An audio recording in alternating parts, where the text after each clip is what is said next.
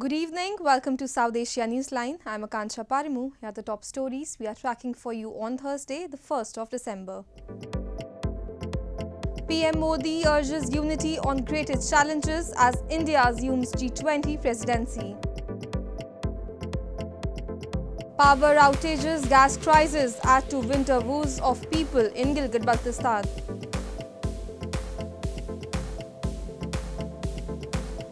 And anti-Taliban leader Massoud urges elections to create legitimate Afghan government.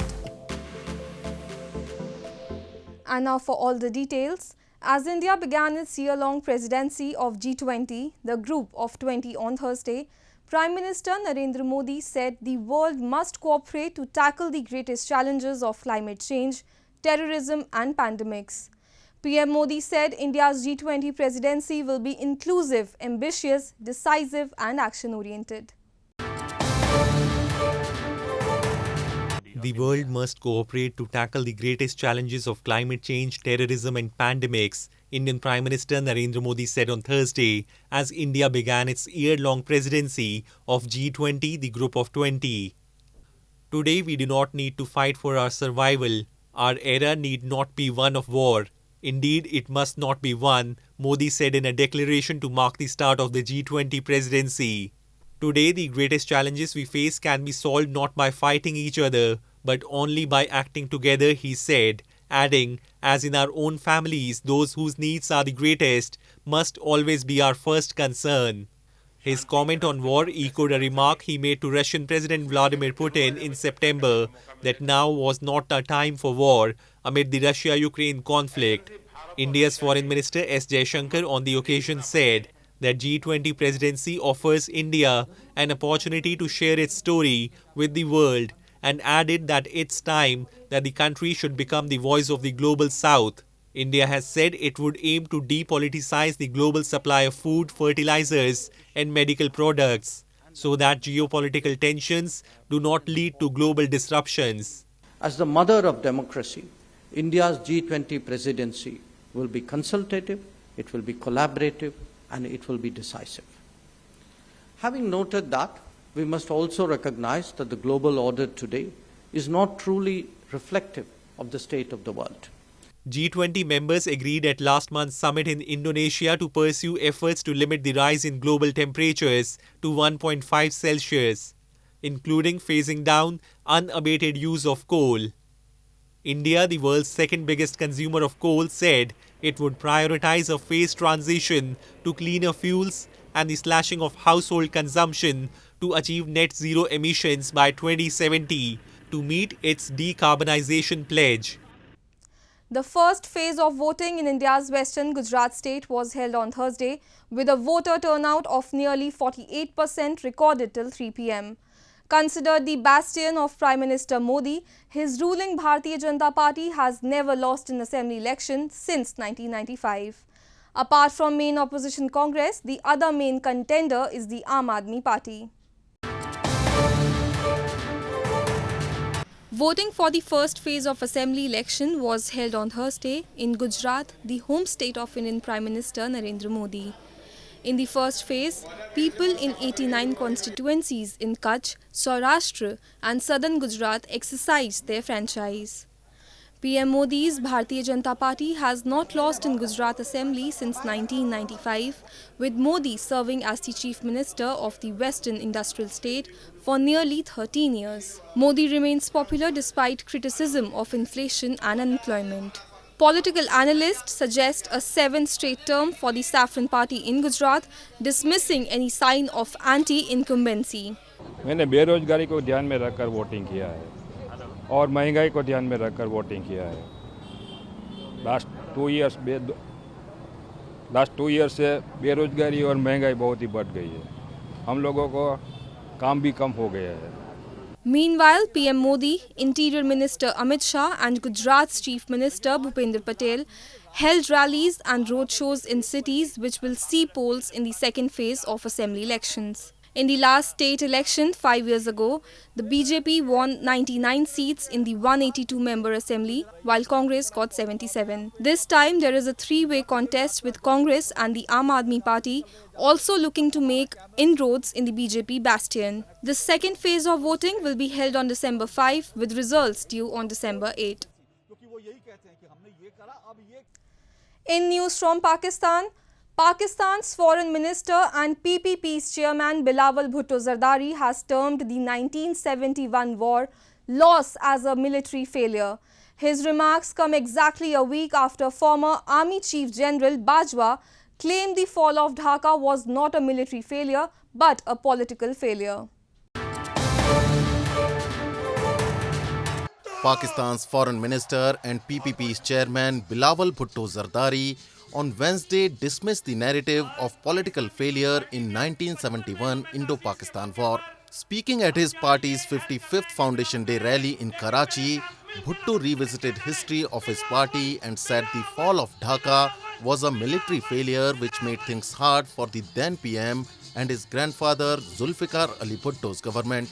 He further added Bhutto took up the challenge to reunite the disintegrated country and to regain the lost glory when people had lost hope and confidence. उस जंग में हमने जो हारे थे 90,000 जंगी कैदी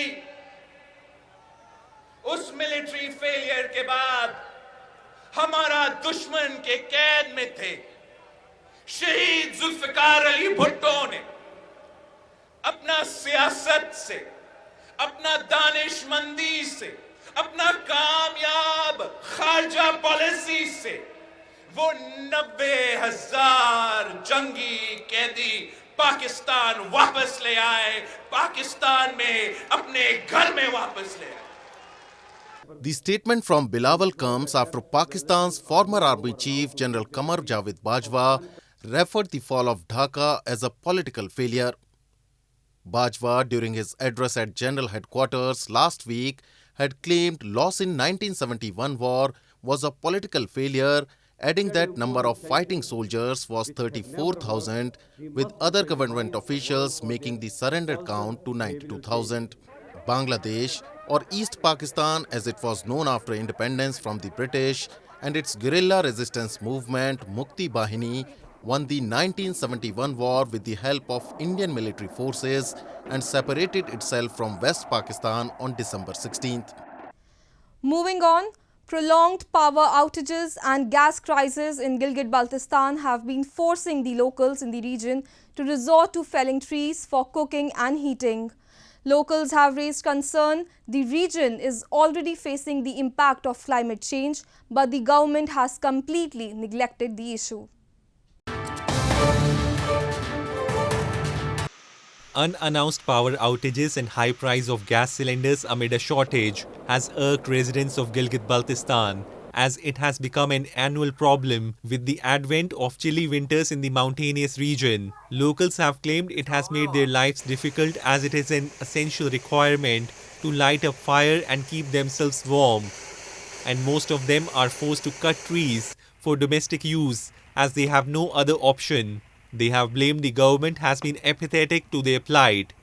तो जब तक गिलगित बल्तिस्तान में गैस और बिजली जो है ना वो ज़रूरत के मुताबिक यहाँ पर अवेलेबल नहीं होगी तो जो वो है अपना यहाँ दरख्तों की जो बेजा कटाई है वो जारी रहेगी और इसका जो इम्पेक्ट पड़ रहा है आप देख रहे हैं गिलगित बल्तिस्तान इस वक्त पूरी दुनिया में जो है ना उसका मौसमियाती तब्दीली का शिकार है और यहाँ पर बार बार फ्लड से जो है नुकसान का सामना है.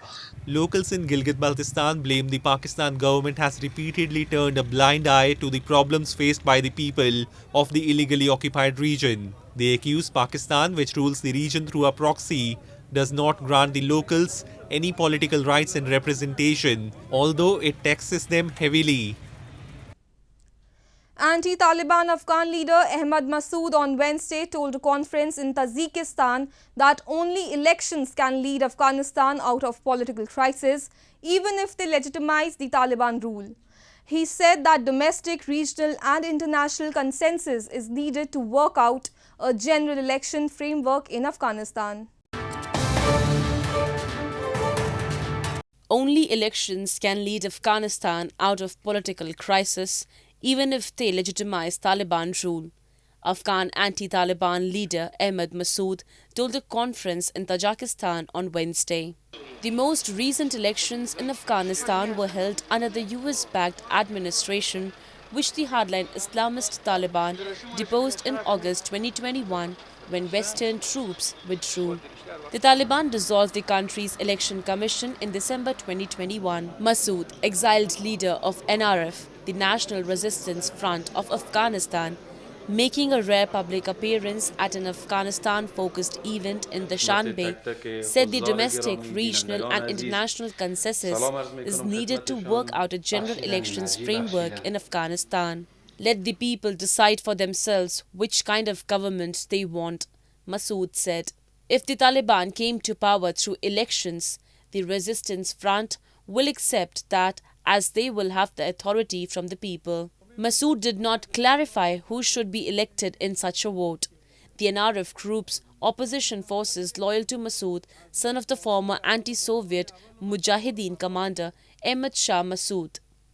It opposed the Taliban takeover and clashes have occurred since August 2021 between the two sides in the resistance movement's stronghold of Panjshir, north of the capital Kabul.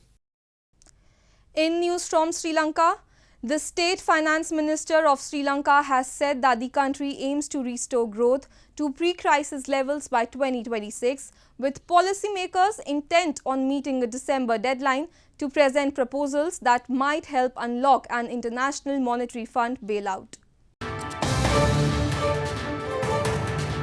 Sri Lankan State Finance Minister Shehan Singhe said on Wednesday that the island nation aims to restore growth to pre-crisis levels in 2026, with policymakers intent on meeting a December deadline to present proposals that might help unlock an International Monetary Fund bailout.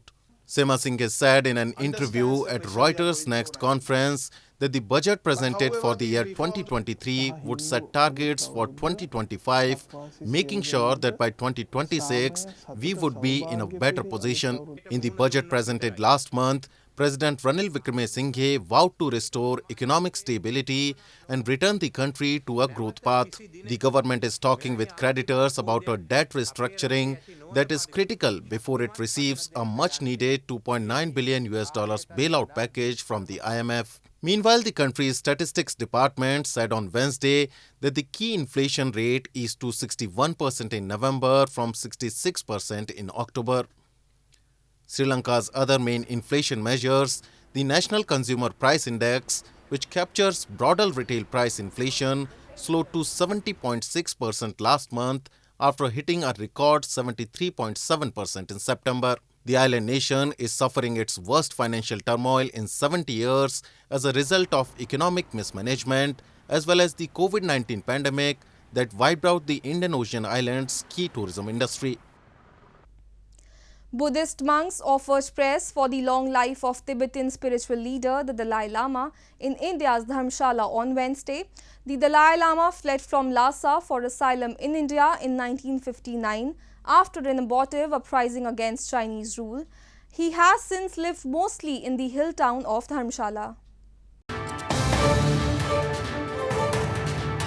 Buddhist monks on Wednesday offered prayers for the long life of the exiled Tibetan spiritual leader, the Dalai Lama, at the main Tibetan temple in India's northern hill town of Dharamsala. Scores of nuns and followers also attended the ceremony as prayer for His Holiness's long life by his two tutors and others were chanted, following by a prayer invoking the Dharma protectors of Tibet, enjoining them to do their duty. Today is the long life prayer offering to His Holiness the Dalai Lama. This is one of the series of long life prayers offerings that people have been requesting, associations have been requesting His Holiness to accept that.